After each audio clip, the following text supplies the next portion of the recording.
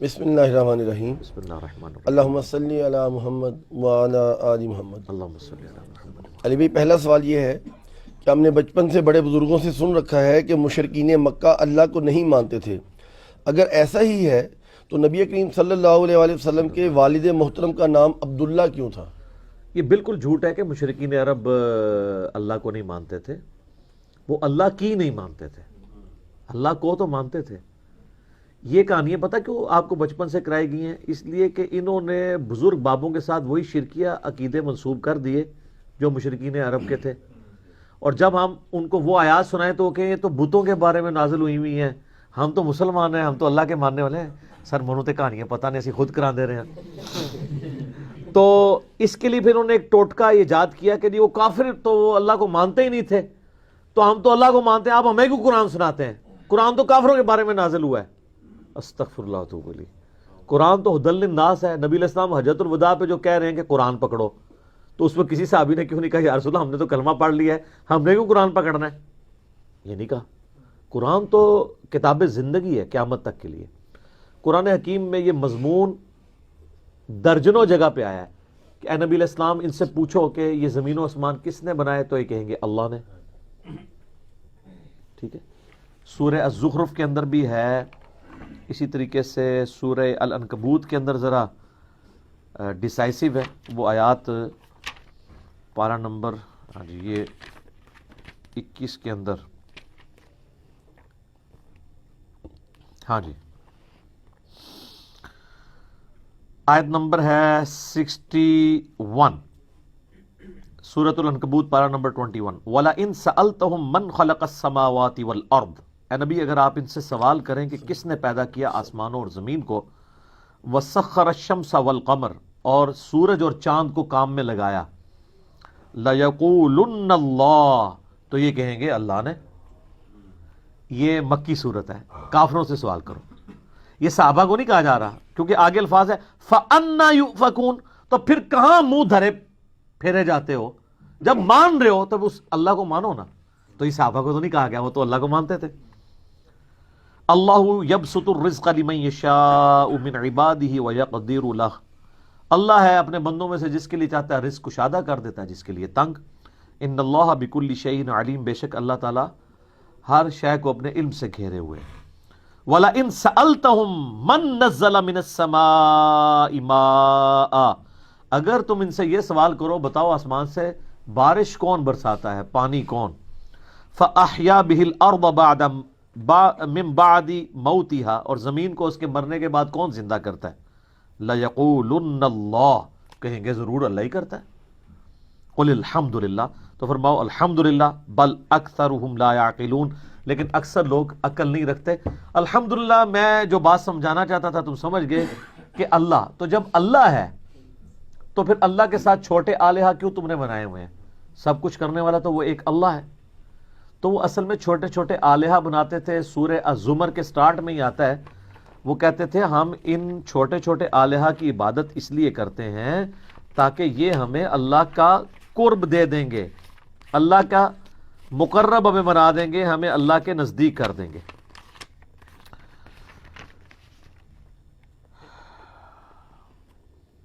یہ تیسری آیت ہے، الا للہ دین الخالص، آگاہ ہو جاؤ خالص دین اللہ کے لیے ہے۔ والذین اتخذوا من دونہ اولیاء، اور جو لوگوں نے اللہ کے سوا اور ہستیوں کو اپنا پشت پناہ مانا ہوا ہے، وہ کہتے ہیں ما نعبدہم الا لیقربونا الی اللہ زلفیٰ، وہ کہتے ہیں ہم ان چھوٹے آلہہ کی عبادت بتوں کی اس لیے کرتے ہیں تاکہ ہمیں اللہ کا مقرب کر دیں گے۔ اتنا ہی اللہ ہی ہے جی، اور پیچھے اللہ ہی ہے جی، اللہ پیچھے رہ گیا، بابا آگے آ گیا۔ والعیاذ باللہ تعالی۔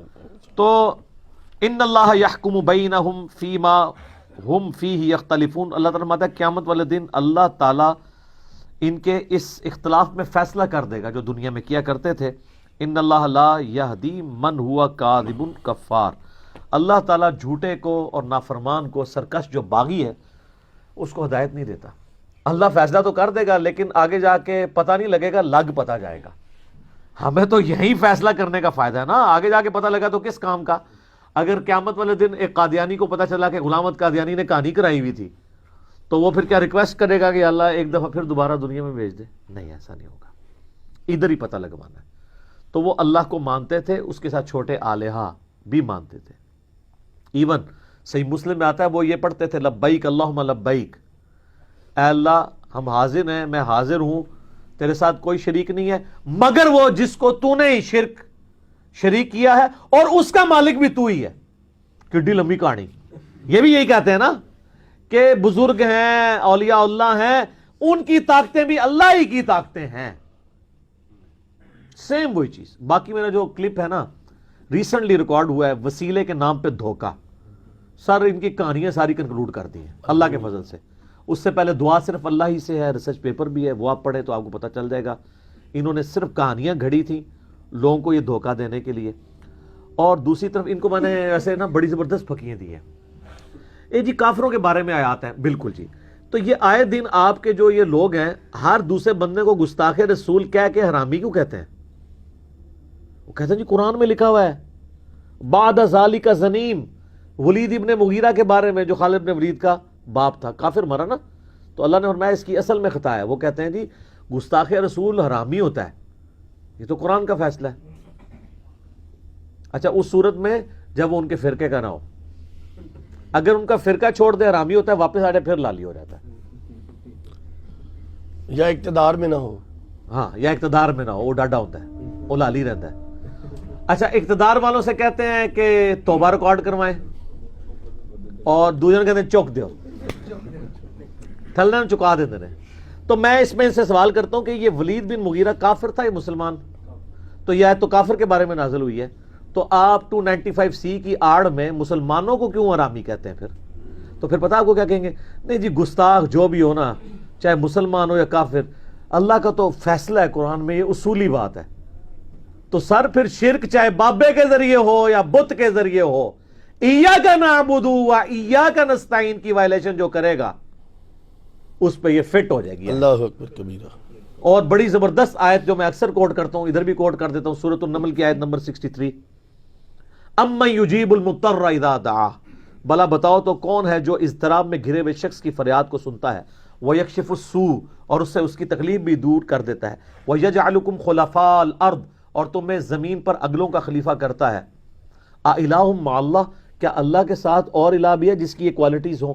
قلیلا ما تذکرون، بہت کم ہی تم نصیحت حاصل کرتے ہو۔ اللہ تعالیٰ نے کہا جو تمہاری تکلیف دور کرے، مصیبت پریشانی میں جسے پکارتے ہو نا، ایک تو ظاہری اسباب ہے وہ تو ٹھیک ہے، وتعاونوا علی البر والتقوی ولا تعاونوا علی الاثم والعدوان، لیکن یہ غائب میں پکارنا گویا اسے الہ مانے ہوئے ہو۔ آپ پانی مجھے پلا دیں، ٹھیک ہے، سنت ہے، قرآن میں حکم ہے، بغداد میں دفن ہے اور میں کوئی شہزاد بھائی مجھے پانی پلا دیں، پلانا ویسے کون نہیں انہوں نے، ٹھیک ہے، تو یہ پھر شرک ہو جائے گا۔ اس میں جو یہ مثال ہے نا کہ بارش اللہ برساتا ہے، ڈیوٹی فرشتوں کی ہے، لیکن مانگیں گے اللہ سے، سر یہ ایک مثال ان کے لیے کافی ہے۔ اور کس طرح کھول کھول کے آپ کو بیان کریں کہ مرنے سے پہلے اے مسلمان کر لے اس پہ غور، کتابوں کا خدا اور ہے، بابوں کا خدا اور، ٹھیک ہوگی؟ جزاک اللہ۔